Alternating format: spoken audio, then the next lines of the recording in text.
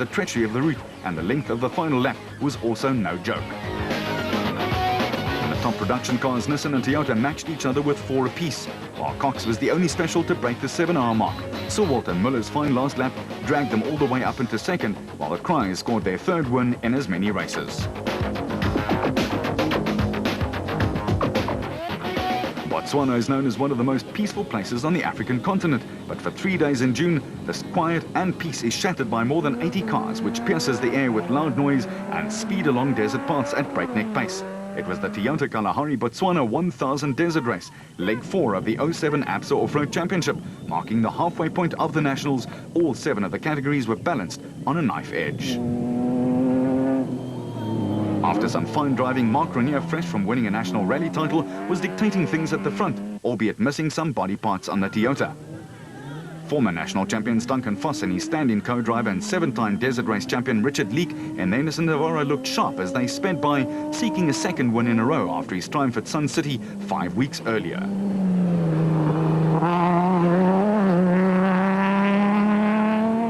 While Corbett and Moore, with most of the damage to their Nissan repaired, were up from 17th and into the top 6, another drive which showed that the route certainly suited the production cars. Harkis and Moore were flying along. The big man is always a big threat when the distance stretches just a little.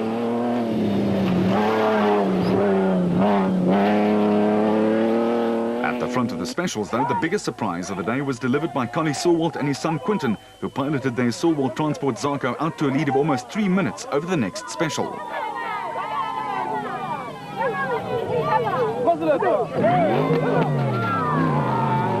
And that happened to be the championship pretenders Nick and Ryan Harper, who were just a few minutes down.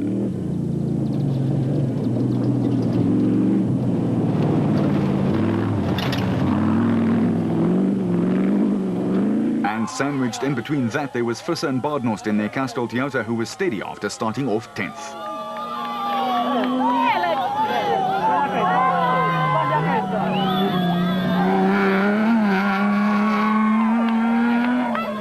Total Motorsports Variawa and Rousseau got things going again after a puncture robbed them of some time.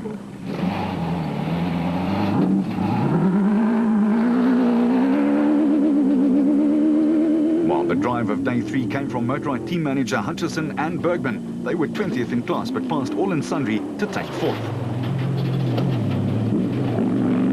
Gibson and Brown streaked by and they were putting together a good day, albeit too far back to worry the special vehicle pace setters.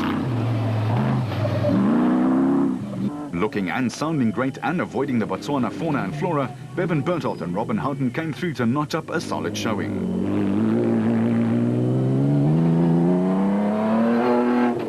And the turquoise blue Atlas Copco bat of Berthold and Costain, his cautious approach in the first half was paying off in the second half, came through.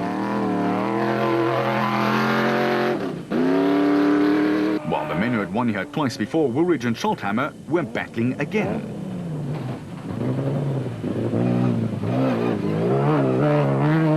The Cries looked like they were again set to dominate Class B, and who could argue, 3 for 3 and going well.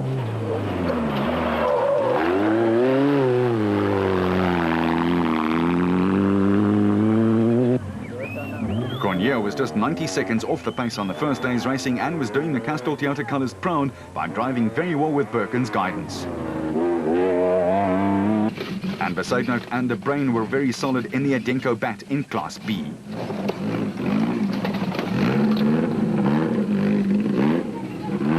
With Ruacon's Low, De Bruyn and Rudy Brits also right in the thick of things.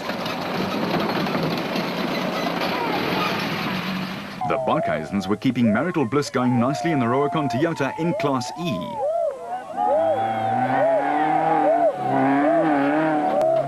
And Jack Beckham and Lucio Santoro led the championship race by a slender point, and they made sure the opposition knew it when they led the way home on day 1 with the Zermattens right on their tail.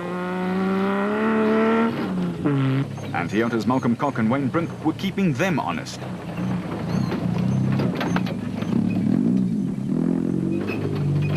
Brian Martin and Oki Free were just close enough to not let the Fords and Nissans relax. For the Dalmas lads, Besaidnout and Koch, it was a great drive and the toughest of the events on the SA calendar.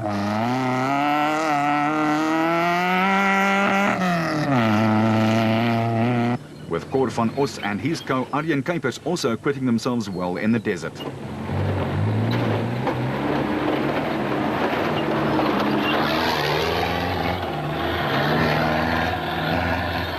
Schilling and Davies were again in a class of their own and thus comfortably controlled Class S.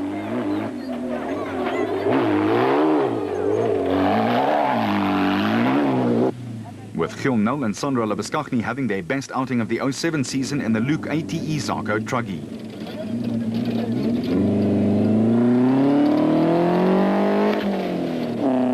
But it was Vos and stand-in co-driver 8-time Desert Race champion Richard Leek who'd come from 4th overnight to steal the win from Cronje, who hit a tree virtually within sight of the line. With Corbett and Balzar second, they were 7 minutes behind. It put Vos in a great position to clinch his second national crown. And it was Connie Sulwalt who was amazing everyone with his fine driving and aggressive lines. Son Quinton was holding on for dear life and a great victory. And spare a thought for Cronje and Birken. With Grobler and Jordan running into trouble and having to call it a day, it left Vos celebrating.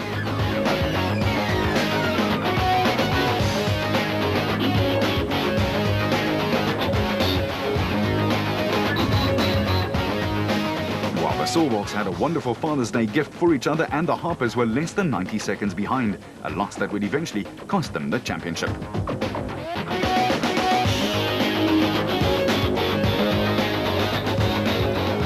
And many pundits were amazed at Cronje's fortunes, so close and yet so far. Toyota has not won their event here in Botswana in the past 9 years. Vos stretched his advantage to 13 points over Grobler, while Cronje and Birken needed 25 points for a win desperately.